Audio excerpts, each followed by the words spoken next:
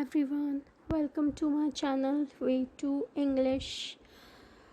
I hope आप लोग videos देख रहे हैं और प्रिपरेशंस कर रहे हैं, इंग्लिश ग्रामर सीख रहे हैं, स्पोकन सीख रहे हैं और बस हमें अपने इस लॉकडाउन टाइम को प्रॉपरली यूटिलाइज़ करना है अपना ध्यान रखते हुए। तो नेक्स्ट पार्ट लेकर हाजिर हूँ मैं, चलिए स्टार्ट करते हैं।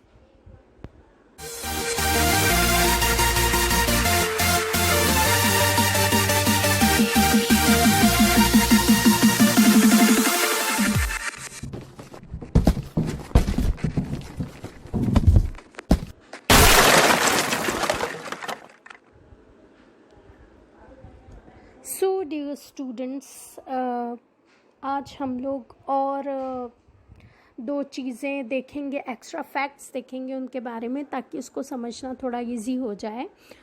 कल हमने कैन, कुड और कैन नॉट देखा था, आज हम मे और माइट देखने वाले हैं। तो मे का किस तरह यूज़ होता है और सूचक शब्द क्या है, तो पहले अगर मैं हिंदी में समझाऊं तो मे को संभावना व्यक्त करने के लिए, लगभग बताने के लिए, प्रोबेबिलिटी की लगभग ऐसा बताने के लिए या अनुमान लगाने के लिए यूज़ किया जाता है। और ख़ास चीज़ क्या है, वर्तमान या भविष्यकाल के वाक्यों में इसका प्रयोग किया जाता है। आप वर्तमान की कोई बात कर रहे हो या भविष्यकाल की कोई बात कर रहे हो, उसके लिए यूज़ किया जाता है। तो कौन कौन से शब्द होते हैं? प्रोबेबल मतलब वही लगभग, पॉसिबिलिटी या पॉसिबल मतलब कि संभावना है या हो सकता है, ठीक है। और पॉसिबिलिटी वही है, प्रोबेबिलिटी है मतलब लगभग संख्या या लगभग ऐसा, इट मे रेन मतलब बारिश होने की संभावना है, प्रोबेबिलिटी है। लाइकली किसी लाइक चीज़ के लिए आई मे गो देयर, मैं वहाँ जा सकती हूँ, मुझे वहाँ जाना पसंद है, इस तरह के। फिर लाइकलीहुड के लिए भी उसी तरह से यूज़ होता है। तो इस तरह से जो है ये अपना मे का यूज़ होता है। इसमें और भी हैं, मैं आपको नेक्स्ट स्लाइड में वो एक्सप्लेन करने वाली हूँ। तो आप सबसे पहले ये चीज़ समझिए कि जितने भी संभावना सूचक शब्द हैं या संभावना सूचक वाक्य हैं, उनमें हम मे का प्रयोग करते हैं, ठीक है।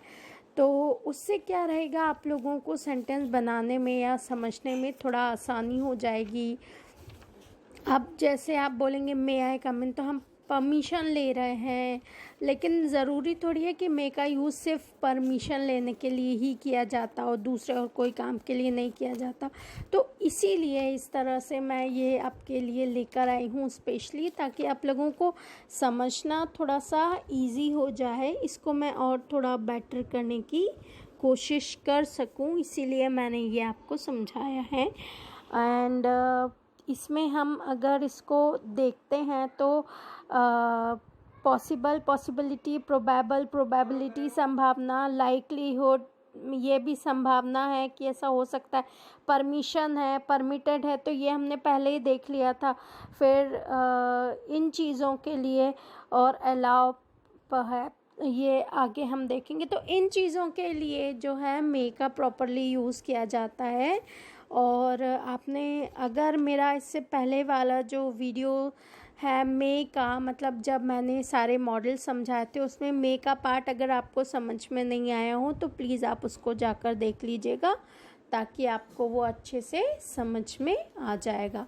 अब देखिए नेक्स्ट जो है हमारी स्लाइड है, उसमें है परमिशन है। इसमें देखिए आप आज्ञा, सहमति, शायद, है ना, गैसिंग लगा रहे हैं या शुभकामना, इनके लिए मे का यूज़ किया जाता है। तो कितनी सारी चीज़ों के लिए हम यूज़ करते हैं। वर्ड्स देखते हैं, परमिशन है, परमिटेड है, अलाउड है, परहैप्स है या गेस है, मतलब शायद, है ना, शायद के लिए। और विश है मतलब शुभकामनाएं हैं। फिर हम वही देखेंगे, वर्तमान और भविष्यकाल के वाक्यों में इसका प्रयोग होता है। तो इस तरह से मे का हमने 11 वर्ड्स देखे हैं जो एक्सप्रेस करता है केवल एक अकेला मे शब्द। मे शब्द को अगर आपने यूज़ किया है तो उससे आपको कौन सी चीज़ें जानने या समझने मिलेंगी, है ना। आई होप ये आपको क्लियरली समझ में आया होगा। अब हम आगे बढ़ जाते हैं, हमारी स्लाइड चेंज हो गई। अब माइट, माइट का प्रयोग सबसे पहले काय के लिए होता है, हम नीचे देखिए, भूतकाल के वाक्यों के लिए प्रयोग होता है। ये मे का पास्ट टेंस या पास्ट फॉर्म होता है माइट, है ना। माइट जो होता है वो मे का पास्ट फॉर्म होता है, और ये रिमोट पॉसिबिलिटी मतलब कि लगभग पॉसिबल है कुछ, उसे एक्सप्रेस करने की कोशिश करता है या उसे एक्सप्रेस कर देता है, और पास्ट में कुछ हुआ होगा या कोई संभावना होगी उसको व्यक्त करता है। इसमें हिंदी में कौन कौन से शब्द हैं आप देखिए, हिम्मत को दर्शाता है, क्षमता को दर्शाता है, शक्ति को दर्शाता है, संभावना को दर्शाता है, और लगभग अनुमान को दर्शाता है कि क्या है, कितना है, इन चीज़ों को ये माइट जो है दर्शाता है। मैं फिर से वही कहूँगी कि अगर आपने मेरे ये वीडियोस नहीं देखे, माइट का वीडियो जाकर आप देख लीजिए, चेक कर लीजिए, तो आपका और कोई डाउट जो होगा वो क्लियर हो जाएगा।